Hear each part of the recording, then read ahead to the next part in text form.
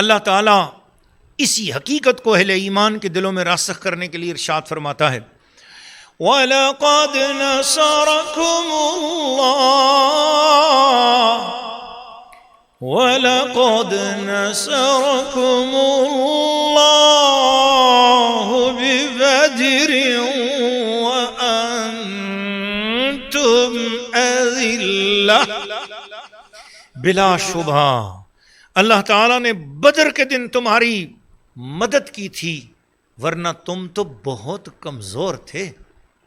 مجاہدین کے برقاسا حملوں اور جانب عالم نبی کریم رحمت للعالمین شفیع المذنبین سید المجاہدین صلی اللہ علیہ وسلم کے کنکریاں پھینکنے کو اللہ تعالیٰ نے اتنا بڑا اعزاز اور مرتبہ عطا کیا کہ ان دونوں کاموں کو اپنا فعل قرار دے دیا، اور فرمایا کہ اس دن بظاہر تو مجاہدین کافروں کو قتل کر رہے تھے، مگر حقیقت میں ان کو میں خود قتل کر رہا تھا۔ یہ اللہ فرما رہا ہے، اللہ اکبر۔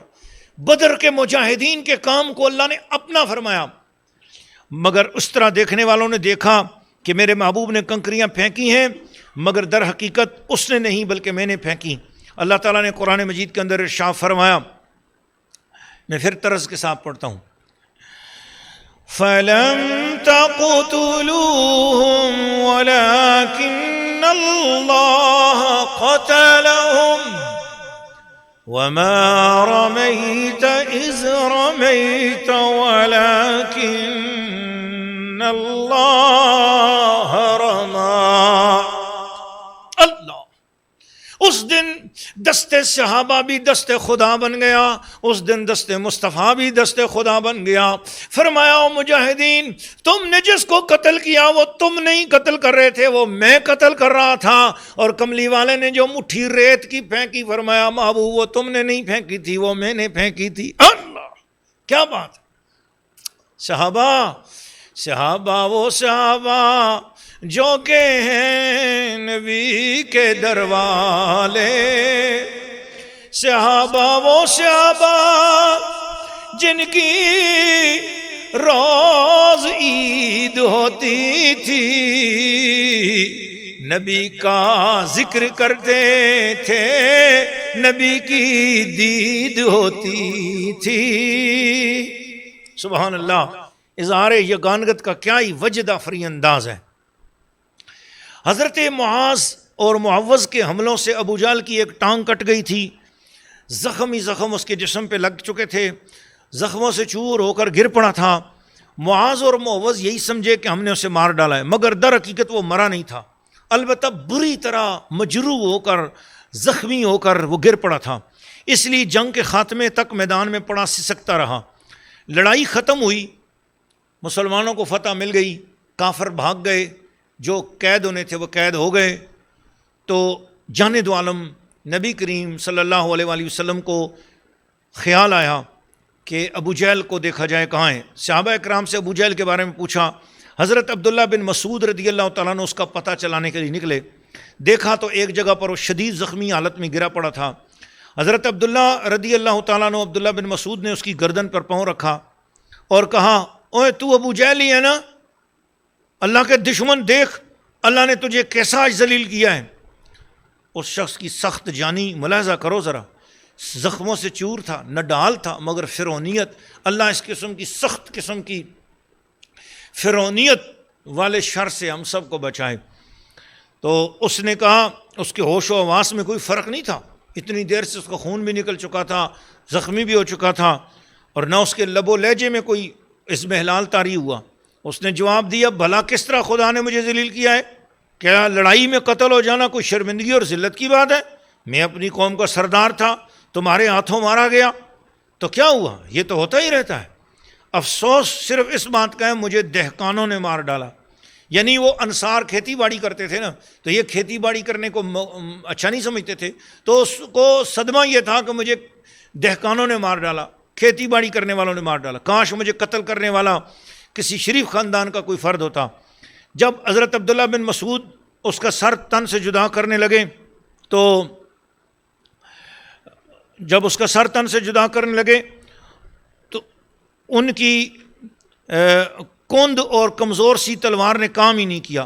یہ دیکھ کر ابو جہل نے اپنی تلوار ان کو دی اور کہا یہ لے لے، اس کے ساتھ میرا سر قلم کر اور کوشش کر کہ میری گردن جڑ سے کاٹی جائے تاکہ مرنے کے بعد بھی سروں کے بیچ میں میرا سر اونچا نظر آئے۔ آپ نے دیکھا ایسا تھا ابو جہل، خطرناک قسم کا آدمی۔ حضرت عبداللہ بن مسعود رضی اللہ تعالیٰ عنہ، آپ نے اس کی آخری خواہش پوری کر دی، اس کا سر لا کر جان دو عالم نبی پاک علیہ السلام کے قدموں میں ڈال دیا اور عرض کیا یا رسول اللہ، یہ رہا اللہ اور اس کے رسول کے دشمن ابو جہل ملعون کا سر۔ نبی کریم صلی اللہ علیہ وسلم نے دین حق کی راہ میں حائل ایک بہت بڑی رکاوٹ دور ہو جانے کے بعد جب یہ دیکھا کہ ابو جہل کا سر کٹ کے حضور کے قدموں میں پہنچ چکا ہے، اس وقت نبی پاک نے بڑے بلند آواز میں فرمایا لا الہ الا اللہ محمد رسول اللہ۔ بلند آواز میں حضور نے جلال میں فرمایا اور فرمایا سبحان ربک رب العزت عما یصفون وسلام علی المرسلین والحمد للہ رب العالمین۔ حضور بیٹھے ہوئے تھے، کھڑے ہو گئے اور حضور علیہ السلام نے سجدہ شکر کیا اور سجدے میں گر گئے اور حضور علیہ السلام نے سورۃ پڑھا سبحان ربی الاعلیٰ سبحان ربی الاعلیٰ سبحان ربی الاعلیٰ۔ اے اللہ تیرا شکر ہے تو نے اس امت کے فرعون کو قتل کیا۔ اس کا مطلب یہ ہوا گستاخ رسول جب قتل ہو جائے، گستاخ رسول جب مارا جائے تو اس کی موت پر صدمہ کرنا کسی بھی صورت میں اسلام میں جائز نہیں ہے، خوشی منانے کا حکم ہے، اللہ کا شکر ادا کرنے کا حکم ہے۔ جان دو عالم صلی اللہ علیہ وسلم غزوہ بدر میں کامیاب ہو چکے ہوئے تھے اور مسلمانوں کو فتح مل چکی تھی۔ اس موقع پر 4 معجزات بھی اس غزوے میں ہوئے، ان کا ذکر حضرت قبلہ قاضی عبد الدائم صاحب فرماتے ہیں، سنیے۔ ناظرین و ناظرات، سامعین و سامعات، غزوہ بدر کا یہ بیان کرتے ہوئے میں مسلسل الحمدللہ تقریباً 5 ساڑھے 5 گھنٹے ہو رہے ہیں، یعنی 5.5 گھنٹے مسلسل آپ لوگوں نے سنا اور ہم سنا رہے ہیں الحمدللہ۔ یہ واقعہ میری اپنی زندگی میں بڑی سعادت ہے الحمدللہ، میری قبر کا توشہ ہے۔ میں چاہتا ہوں کہ اللہ کرے ساری دنیا میں یہ واقعہ پھیلے، سارے مسلمان سنیں اور اس واقعے سے فیض حاصل کریں، کیونکہ ساری کائنات کے ولیوں کے سربراہوں کا میں واقعہ سنا رہا ہوں۔ ساری دنیا کے غوث، اصحاب بدر، غازیان بدر اور شہدائے بدر کے قدموں کی خاک اور ان کے سر، یعنی غوثوں، کتبوں، ولیوں سے بڑے ہستیوں کا ذکر میں نے کیا ہے۔ اس لیے میں سمجھتا ہوں کہ یہ واقعہ ہمارے لیے سعادت بنے اور ہماری قبر و آخرت کا توشہ بنے۔ آپ بھی سنو، آپ کو بھی یہ ثواب ملے گا، آگے سناؤ آپ کو ثواب ملے گا، شیئر کرو، آگے دو، سب کو بانٹو۔ یہ فیضان مصطفیٰ ہے، جس گھر میں سنا جائے گا اس گھر کی پریشانیاں دور ہوں گی، جس گھر میں یہ واقعہ سنایا جائے گا ان کو ڈبل نعمتیں ملیں گی۔ میں آپ کو سچ بتا رہا ہوں، الحمدللہ دامن مصطفیٰ تھام کر بتا رہا ہوں، یہ واقعہ سنو اور سناؤ، آپ کے گھروں میں برکت اترے گی، رزقوں میں برکت اترے گی، آپ کی مرادیں پوری ہوں گی، آپ سے اللہ خوش ہوگا، اللہ راضی ہوگا۔ سنو واقعہ نمبر 1، معجزہ۔ اگرچہ یہ غزوہ از اول تا آخر سراپا معجزہ ہے، تاہم سیرت نگاروں نے بعد نمایاں معجزات کا خصوصی ذکر کیا۔ ان میں سے دشمن کے مقتولوں کا پہلے سے نام بنام ذکر کرنے، ان کے مرنے کی جگہ متعین کرنے کا واقعہ، یہ تو آپ نے سارا سن لیا ہے۔ وما رمیت اذ رمیت ولکن اللہ رما کا بیان بھی ہو چکا ہے۔ لڑائی کے دوران حضرت عکاشہ رضی اللہ تعالیٰ عنہ کی تلوار ٹوٹ گئی۔ جان دو عالم صلی اللہ تعالیٰ علیہ وسلم نے جب دیکھا کہ وہ نہتے ہو گئے ہیں، ان کے پاس لڑنے کے لیے کوئی چیز نہیں ہے، حضور علیہ السلام نے ادھر ادھر دیکھا تو ایک کھجور کی جڑ کی لکڑی تھی، بس ایک جڑ کی لکڑی۔ حضور علیہ السلام نے فرمایا ادھر آؤ۔ وہ لکڑی حضور نے اٹھائی، اپنا ہاتھ مبارک لگایا، فرمایا قاتل بہذا یا عکاشہ، اے عکاشہ اس کے ساتھ لڑ۔ انہوں نے آگے پکڑ کر حضور کی وہ حضور نے جو جڑ عطا کی، انہوں نے جڑ جیسے ہی پکڑی، حضرت عکاشہ نے حضور کے ارشاد کے مطابق تو اس کو تلوار کی طرف لہرایا، حیرت انگیز طور پر وہ لکڑی تیز دھار، چمکدار، مضبوط تلوار بن گئی۔ یہ تلوار مدتوں تک حضرت عکاشہ رضی اللہ تعالیٰ عنہ کی اولاد میں بطور یادگار محفوظ رہی۔ حضور لکڑی سے ارادہ کر لیں کہ یہ تلوار بن جائے جی تو وہ ہو جاتا ہے جی۔ کہہ دیا جو آپ نے فرما دیا وہ ہو گیا، سبحان اللہ۔ معجزہ میرے نبی کا کہہ دیا تو ہو گیا، معجزہ میرے نبی کا کہہ دیا تو ہو گیا۔ تلوار جڑ کو میرے مصطفیٰ نے کہہ دیا تلوار، وہ کاشا نے لہرا دیا، وہ کہہ دیا تو ہو گیا، معجزہ میرے نبی کا کہہ دیا تو ہو گیا۔ جڑ تھی، حضور نے پکڑائی، فرمایا او کاشا اس سے لڑ، قاتل بھی حاضا، انہوں نے ایسے لہرائی نا جو پہلوانوں کی طرح، تو دیکھا تلوار بن چکی ہوئی ہے، اور مدتوں ان کی نسلوں میں یادگار قائم رہی کہ یہ وہ جڑ سے بنی ہوئی تلوار ہے جو حضور کے حکم سے تلوار بنی۔ جب حضور نے تلوار بنا دی تو پھر بن گئی۔ سبحان اللہ، یہ ہے زبان مصطفیٰ، وہ زبان جس کو سب کن کی کنجی کہیں،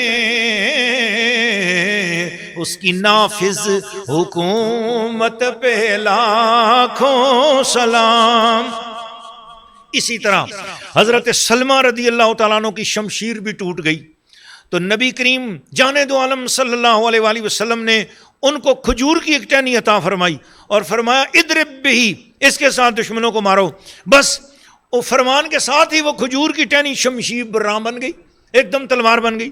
اسی طرح دشمن کے ایک زوردار وار سے حضرت خبیب رضی اللہ تعالیٰ عنہ کا پہلو کٹ گیا۔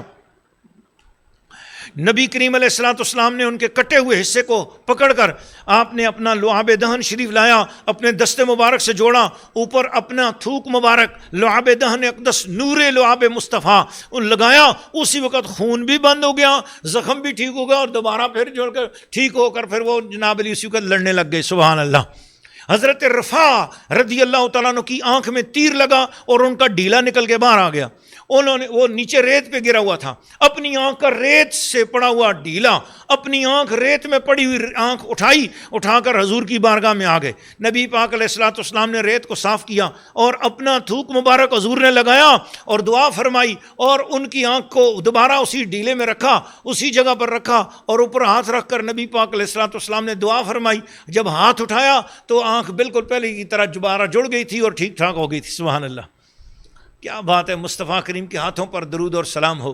اسی لیے تو اعلیٰ حضرت امام علیہ سنت فرماتے ہیں، ہاتھ جس سمت اٹھا غنی کر دیا، ہاتھ جس سمت اٹھا غنی کر دیا، ہاتھ جس سمت اٹھا غنی کر دیا، موج بحر سماحت پہ لاکھوں سلام، مصطفیٰ جان رحمت پہ لاکھوں سلام، شمع بز میں ہدایت پہ لاکھوں سلام۔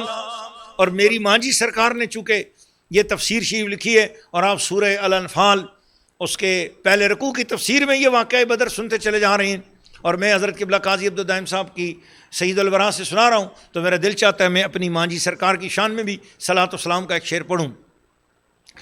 پورا قرآن جس نے لکھا ہاتھ سے،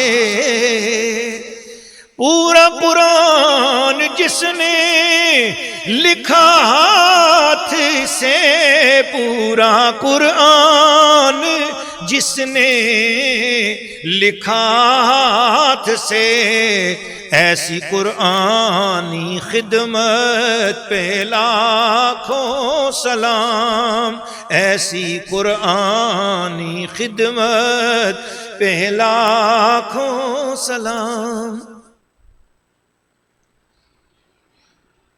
غزوہ بدر مکمل ہو گئی اور قیدی بن گئے، کافروں کے جو لوگ قیدی ہونے تھے وہ قیدی بن گئے، مسلمانوں کو جو شہید تھے ان کو ایک جگہ جمع کر کے نبی کریم علیہ السلام نے ان کی تدفین فرمائی، جنازہ پڑھا، دعا فرمائی ان کے لیے، اور حضور علیہ السلام نے اب جان دو عالم صلی اللہ علیہ وسلم کے حکم سے سرداران قریش کی لاشوں کو گھسیٹا گیا، اور گھسیٹ کر ایک غلیظ گندے اور تاریک کنویں میں پھینک دیا گیا۔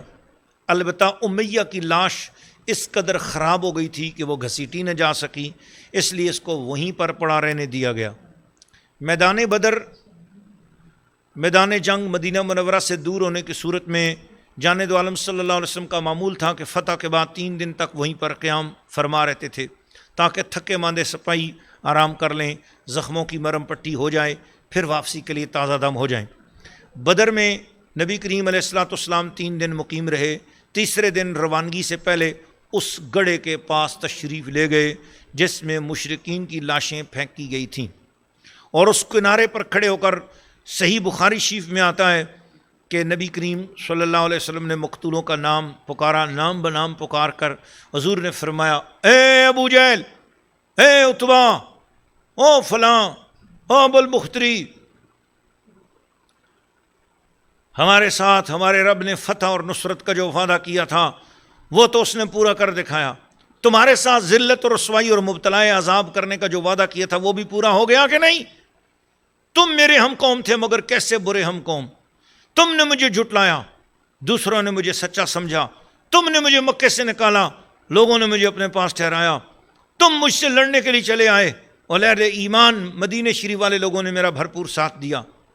جب حضرت عمر فاروق رضی اللہ تعالیٰ عنہ نے جانے دو عالم کو مردوں سے خطاب کرتے دیکھا تو بڑے حیران ہوئے اور عرض کیا، یا رسول اللہ کیف تکلم اجسادا لا ارواح فیہا، یا رسول اللہ ان بے جان جسموں سے آپ کس لیے مخاطب ہو رہے ہیں؟ ان میں روحیں نہیں رہیں، ان سے آپ کس لیے مخاطب ہو رہے ہیں؟ نبی پاک علیہ الصلوۃ والسلام نے جو جواب دیا وہ سنو، لال رومال والوں سنو، پیلے کالے عقیدوں والوں سنو۔ نبی پاک علیہ السلام نے فرمایا، ما انتم بے اسمع لما اقول منہم، بخاری شریف جلد نمبر 2 صفحہ نمبر 566 کے علاوہ یہ روایت حدیث اور تاریخ کی بیشتر کتابوں میں تھوڑے بہت تغیر کے ساتھ مذکور ہے، لیکن ام المومنین حضرت عائشہ صدیقہ رضی اللہ تعالیٰ عنہ نے ما انتم بے اسمع کے الفاظ کا انکار کیا اور کہا کہ رسول اللہ نے یہ نہیں فرمایا کہ وہ سن رہے ہیں، بلکہ یہ فرمایا کہ اب انہیں پتہ چل گیا کہ میں جو کچھ کہا کرتا تھا وہ سچ ہے۔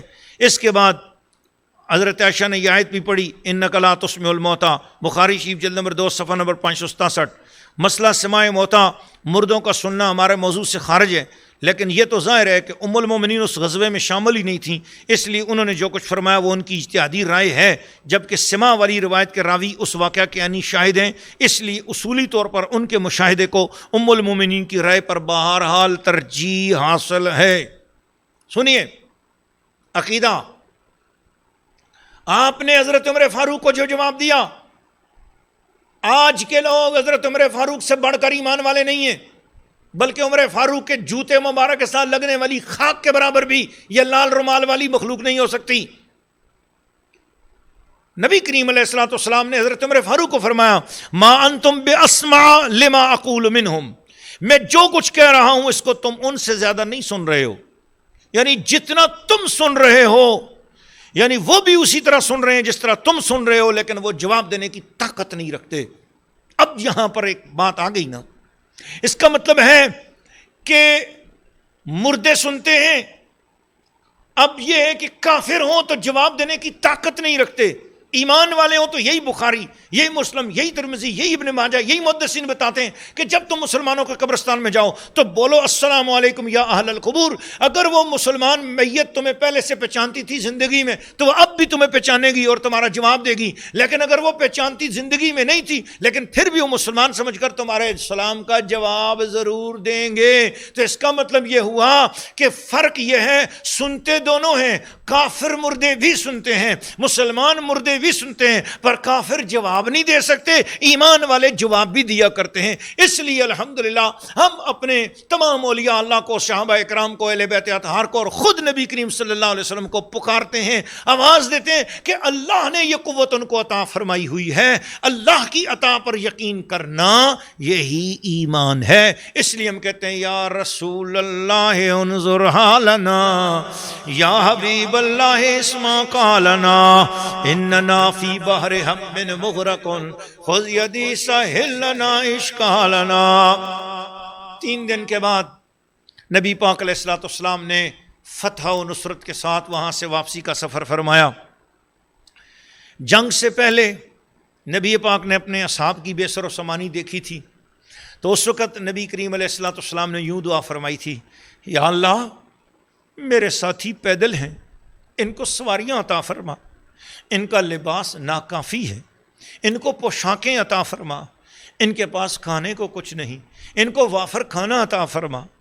اب جب واپسی ہوئی تو یہ دعا قبول ہو رہی ہے۔ سیرت حلویہ جلد نمبر 2 صفحہ نمبر 166 کا حوالہ دے رہے ہیں قبلہ قاضی عبدالدائم دائم صاحب۔